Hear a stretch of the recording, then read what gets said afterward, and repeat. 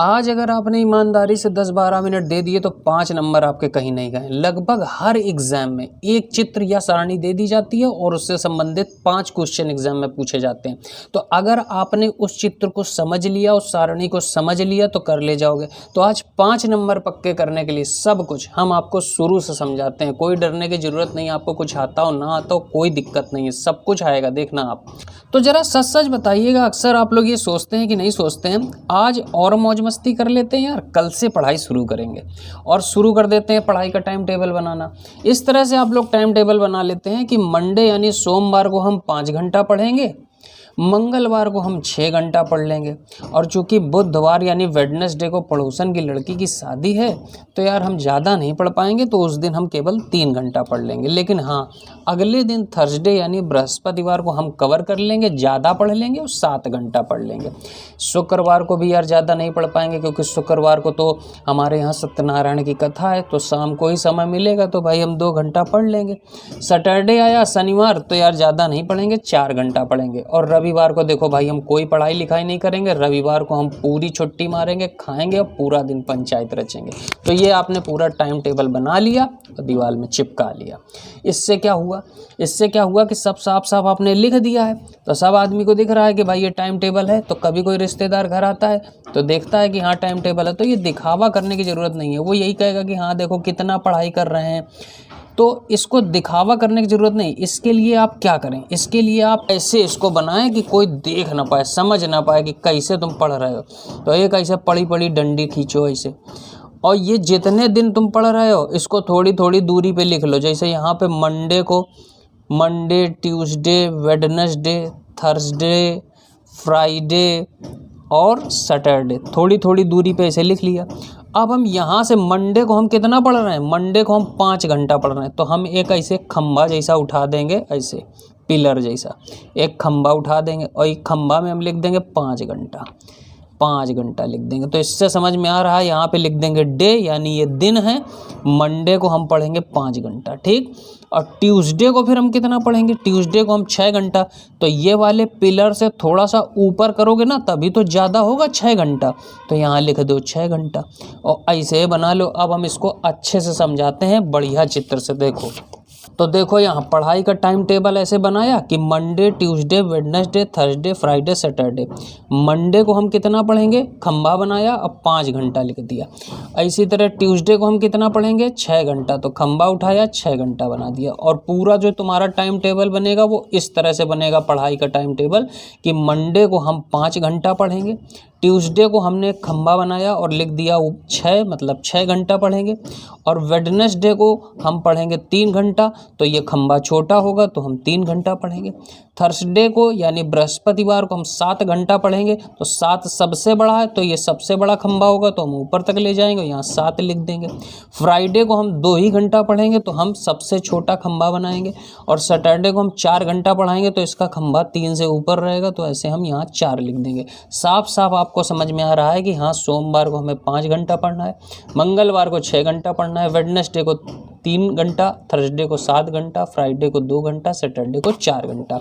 तो ये जो खंभा बना करके डिजाइन बनाए हो चित्र ना, इस चित्र को हम बोलते हैं बार ग्राफ। क्या बोलते हैं, बार ग्राफ बोलते हैं। ध्यान रखिएगा, जहाँ कहीं पर भी ये खंभा जैसा खड़ा होता है तो इसे हम बोलते हैं बार ग्राफ।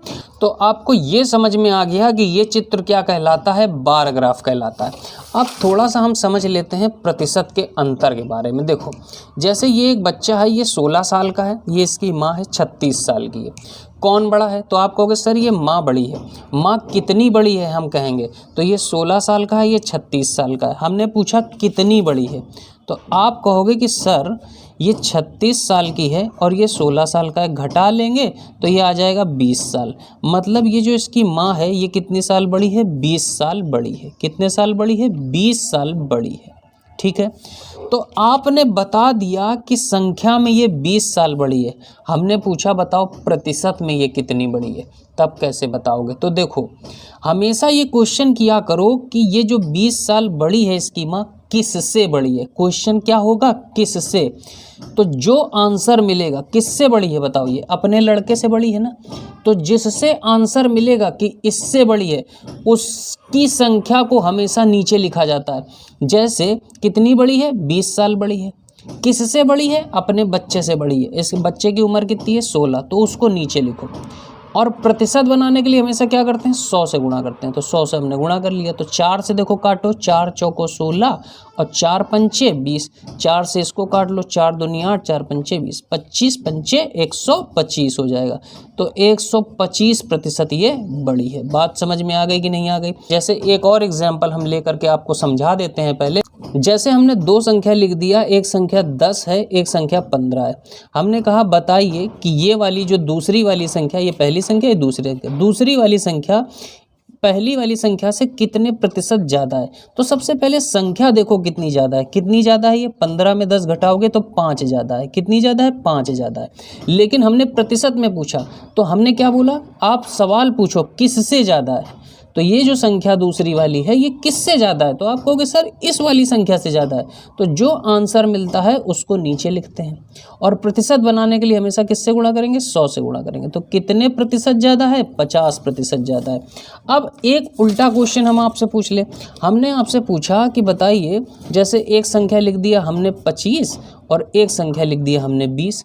हमने कहा बताइए कि ये जो दूसरी वाली संख्या है ये पहली वाली संख्या से कितना कम है। तो सबसे पहले हम देखेंगे कि संख्या में कितना कम है।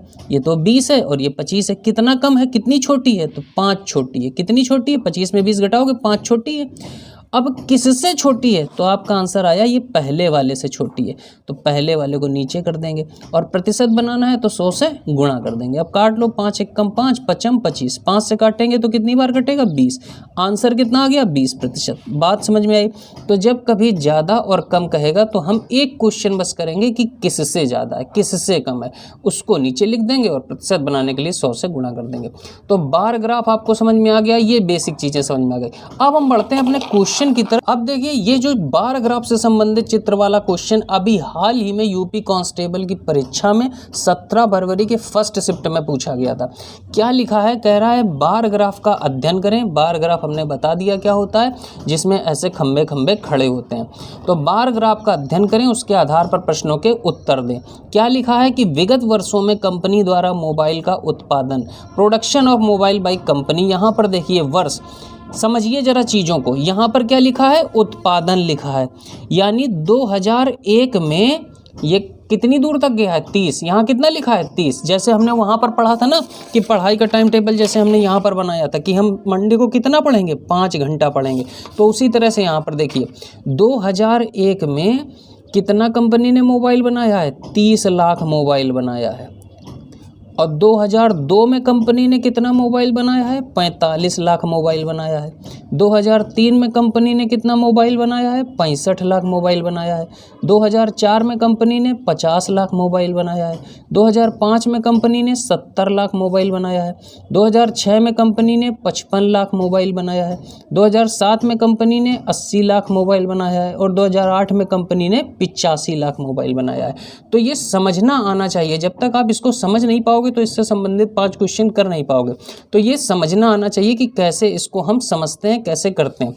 अब देखो यहाँ पर पहला क्वेश्चन क्या कह रहा है? कह रहा है कौन से साल में पिछले वर्ष की तुलना में उत्पादन में प्रतिशत वृद्धि अधिकतम थी। यानी कौन सा वर्ष ऐसा था जिसमें पिछले साल की तुलना में ज़्यादा उत्पादन हुआ है, ज़्यादा प्रतिशत उत्पादन हुआ है। तो हम इस पे ऑप्शन पे जाएंगे। देखो 2002 पहला ऑप्शन है। 2002 में कंपनी का उत्पादन कितना था? 45 लाख। और पहले कितना था? पहले था 30। तो देखो पहले था 30 और अब है 45। कितना ज़्यादा है? तो आप कहोगे कि सर 15 ज़्यादा है। 5 घटाओ, 5 और 4 में 3 गया 1, 15 ज़्यादा है। लेकिन प्रतिशत में यहाँ पूछ रहा है तो प्रतिशत में करने के लिए हम क्या करते हैं? पूछते हैं इससे कि ये ज़्यादा हो तो भैया किससे ज़्यादा हो। तो किससे ज़्यादा हो? 30 से ज़्यादा हो। तो 30 को कर लेंगे नीचे और गुणा कर देंगे 100 से। तो 0 से 0 कटा, 3 बचे 15। कितना आ गया? 50 आ गया। तो पहला वाला जो है 2002 में ये था 50% ज़्यादा।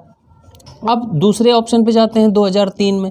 2003 में उत्पादन कितना था? 65 लाख था। और इसके जस्ट पहले उत्पादन कितना था? 45 लाख था। और 2003 में कितना है? 65। कितना ज़्यादा है? तो घटा लो जरा, 5 में 5 गया 0, 6 में 4 गया 2, 20 ज़्यादा है। किससे ज़्यादा है? पहले वाले से। पहला वाला क्या है? 45। प्रतिशत में बनाना है, किससे गुणा करना है? 100 से। 5 से काटो, 5 चौको 20, 5 नवैया 45। देखो पूरा पूरा भाग नहीं जाएगा, दशमलव में आएगा। तो 9 का भाग जब हम 400 में देंगे तो 9 चौको 36। 9 चौको कितना? 36। पूरा करने की जरूरत नहीं है, 9 चौको 36। दशमलव में अब लेके जाने की जरूरत नहीं है। लगभग कितना या 44%। तो यहाँ पर जो अधिकतम था वो 44% केवल ज़्यादा था। 2005 में जरा देखो, 2005 में कितना उत्पादन हुआ? 70 लाख का उत्पादन हुआ। और इसके जस्ट पहले कितना उत्पादन हुआ? कह रहा है ना, यही चीज़ पूछ रहा है कि पिछले साल की तुलना में। तो पिछले साल कितना उत्पादन हुआ था? 50 लाख का उत्पादन हुआ था। और अब 2005 में कितना उत्पादन हुआ है? 70 लाख का उत्पादन हुआ है। तो कितना ज़्यादा हुआ है नंबर में? तो 50 था, यहाँ 70 है। तो कितना ज़्यादा हुआ? तो 20 ज़्यादा हुआ। और किससे? 50 से। तो 50 को लिख लो नीचे, और प्रतिशत में बनाना है तो 100 से गुणा कर दोगे। 50 दूनी 100 हो जाएगा, और 2 दूनी कितना होगा? 4, तो 40% आ जाएगा। तो ये वाला 40% ज़्यादा है। अब बारी आई 2007 की। 2007 में हमने कितना देखा? उत्पादन कितना था? 80 लाख था। ठीक है भाई, 2007 में है 80 लाख। इसके जस्ट पहले कितना था? 55 था। इसके जस्ट पहले 2006 में उत्पादन कितना था? 55 था। तो ये कितना ज़्यादा है? घटा लो, 10 में 5 गया 5, और 7 में 5 गया 2, 25 ज़्यादा है। किससे? 55 से। तो 55 को लिख लिया नीचे, 100 से गुणा कर देंगे प्रतिशत बनाने के लिए। 55 25 और 11। अब 11 का भाग किस में देना है? 5 गुणा 100 करोगे 500 हो जाएगा ना। तो 11 का भाग हम देंगे 500 में। तो यहाँ पर भी देखिए 11 चौको कितना हुआ? 44। दशमलव करने की जरूरत नहीं है। 11 पछे कितना हुआ? 55। तो ये कितना होगा? 45। ये आया 45%। अब जरा यहाँ पर देख लो, क्या पूछा गया था क्वेश्चन? कह रहा था किस वर्ष में पिछले साल की तुलना में उत्पादन में प्रतिशत वृद्धि अधिकतम थी? ज़्यादा किस में थी? तो देखो सबसे ज़्यादा किस में आ रही है? 50 इसमें आ रहा है, इसमें 44, इसमें 45, इसमें 40। तो सबसे बड़ा कौन है? ये है, 50% आ रहा है। तो ये ऑप्शन हमारा सही हो जाएगा। बात समझ में आई? अब जैसे ये वाला क्वेश्चन देखो, यहाँ कह रहा है कि 2003 से 2004 तक मोबाइल के उत्पादन में अनुमानित प्रतिशत गिरावट क्या थी? 2003 में देखो कितना उत्पादन हुआ है? 2003 में उत्पादन हुआ है 65। कितना? 65 लाख। आग लिखने की जरूरत नहीं है, 65 उत्पादन हुआ है। ठीक है। और 2004 में उत्पादन कितना हुआ है? 50 हुआ है। 2004 में कितना उत्पादन हुआ है? 50 हुआ है। देखो गिरावट हो गई ना, कितना कम हो गया? तो यहाँ पर घटा लेंगे, 5 और 6 में 5 गया 1, 15 कम हो गया। 15 कम हो गया, लेकिन हमसे क्या पूछा गया है? प्रतिशत गिरावट पूछी गई है। अब 15 कम हुआ है, किससे कम हुआ है? तो पहले वाले से कम हुआ है, 65 से। तो 65 को लिख लेंगे नीचे, और प्रतिशत बनाने के लिए किससे गुणा करते हैं? 100 से गुणा करते हैं। अब इसे हम 5 से काटेंगे तो 5 तियाँ 15 हो जाएगा। इसे 5 से काटेंगे तो 5 एक कम 5, कितना बचेगा? 1 बचेगा, और ये हो जाएगा 5 तियाँ 15। तो 300/13 आएगा। और जब हम 13 का भाग दोस्त 300 में लगाएंगे तो बताइए कितना आएगा? 13 दूनी 26, शेष कितना बचा? 4, 0 उतार लिया यहाँ के, और 13 तियाँ कितना हो गया? 39। अब यहाँ देखिए 23 आ गया ना, दशमलव करने की जरूरत नहीं है। तो हमारा ऑप्शन कौन सा सही हो जाएगा? बी ऑप्शन सही हो जाएगा। बात समझ में आई? देखो यहाँ पर, क्योंकि यहाँ पर अनुमानित पूछा गया था, यानी अप्रॉक्स, तो दशमलव की कोई ज़रूरत नहीं है। अब यहाँ पर भी देखिए अनुमानित पूछा गया, यानी ये भी संख्या दशमलव की। 2001 की तुलना में 2008 में मोबाइल के उत्पादन में अनुमानित प्रतिशत वृद्धि क्या थी? तो सबसे पहले हम देख लें कि 2001 में कितना उत्पादन मोबाइल का हुआ। 2001 में मोबाइल का कितना उत्पादन हुआ? 30 का उत्पादन हुआ। तो 2001 में जो उत्पादन हुआ था वो 30 का हुआ था। ठीक है भाई। अब हम देख लें कि 2008 में मोबाइल का कितना उत्पादन हुआ। तो 2008 में देखिए जरा मोबाइल का कितना उत्पादन हुआ है? 85 का उत्पादन हुआ है। तो यहाँ पर हम लिख लेंगे 85। अब आप हमको बताओ कि 2008 में ज़्यादा हुआ ना, कितना ज़्यादा हुआ? तो सबसे पहले घटा करके देख लो नंबर में कितना ज़्यादा हुआ। तो 85 में जब हम 30 घटाएंगे तो बताइए कितना आएगा? 55 आ जाएगा। तो 55 ज़्यादा हुआ। अब फिर वही क्वेश्चन, किससे ज़्यादा हुआ? तो पहले वाले से। तो पहला वाला कितना था? 30 था। और हमें क्या करना है? प्रतिशत बनाना है, तो 100 से गुणा करना है। प्रतिशत जब कभी बनाना होगा तो बस सीधे हमें 100 से गुणा करना है। 0 से ये 0 काट लो, अब देखो ऊपर क्या आया, ऊपर आ गया 550 और नीचे क्या आ गया 3 आ गया। 3 का भाग जब हम 550 में देंगे तो देखिए यहाँ पर कितना आएगा, 3 एकम 3, शेष कितना बचा 2। इस 5 को उतारेंगे, 3 अट्ठे होता है 24, शेष कितना आएगा 1। इस 0 को उतारेंगे, 3 तियाँ कितना होगा 9, 1 बचेगा, दशमलव लगाओगे तो 0 बढ़ेगा। यहाँ पर देखिए 183 करके दशमलव करके केवल एक ही ऑप्शन है जो कि है बी, तो ये हमारा सही हो जाएगा। अब देखिए 2 क्वेश्चन जो थे वो औसत से संबंधित पूछे गए थे। औसत का हम छोटा सा कॉन्सेप्ट आपको समझा देते हैं।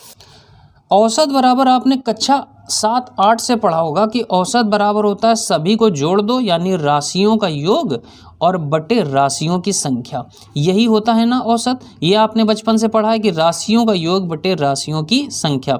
जैसे हमने आपसे कह दिया कि 5, 3 और 4 इनका औसत बताइए, तो औसत हमने निकालना है, तो औसत का मतलब क्या हुआ, राशियों का योग, मतलब हम सबको पहले जोड़ लें, तो 5, 3 और 4 इन सबको जोड़ लें, बटे राशियों की संख्या, मतलब ये कितने हैं अंक, एक ये है, एक ये है, एक ये है, तो कितने हैं 3 हैं, तो 3 से हम भाग कर देंगे। तो 5, 3, 8, 8, 4 कितना हुआ 12, 12 बटे कितना होगा 3, 3 का भाग जब हम 12 में करेंगे तो ये 4 बार चला जाएगा, तो औसत हमारा कितना आ जाएगा 4। तो इस तरह से हम औसत निकालते हैं। अब यही क्वेश्चन देखिए पूछा गया है, 2 क्वेश्चन इसी टाइप से। क्या हमसे कहा गया कि दिए गए वर्षों में से कितने वर्षों में मोबाइल का उत्पादन दिए गए जितने भी वर्ष हैं इनके औसत उत्पादन से अधिक था। इसका मतलब जितने भी वर्ष दिए गए हैं इनमें जो भी उत्पादन हुआ है पहले हम उसका औसत निकालें, क्योंकि यही तो कह रहा है ना कि दिए गए वर्षों में कितने वर्षों में ऐसे हैं जिसमें जो मोबाइल का उत्पादन हुआ है वो जितने दिए गए वर्ष हैं उनके औसत उत्पादन से। तो सबसे पहले हमको क्या निकालना होगा, जितने वर्ष दिए हैं उनका औसत उत्पादन।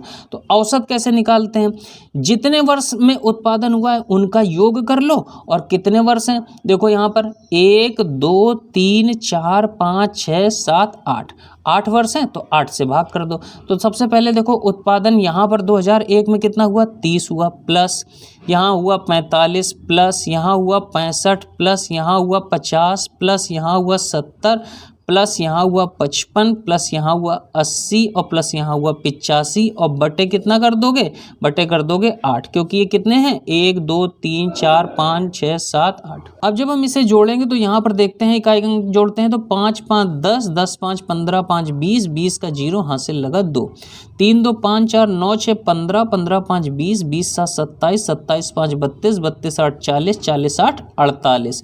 तो ये हो गया 480 और भागे हो गया 8, तो 8 छंग कितना हो गया 48। तो ये औसत उत्पादन कितना आया है 60 आया है, जितने भी वर्ष हैं उनका औसत उत्पादन आया 60। अब हमसे क्वेश्चन में क्या पूछा गया था, क्वेश्चन में पूछा गया था कि दिए गए वर्षों में से कितने ऐसे वर्ष हैं जिसमें मोबाइल का उत्पादन 60 से ज़्यादा है।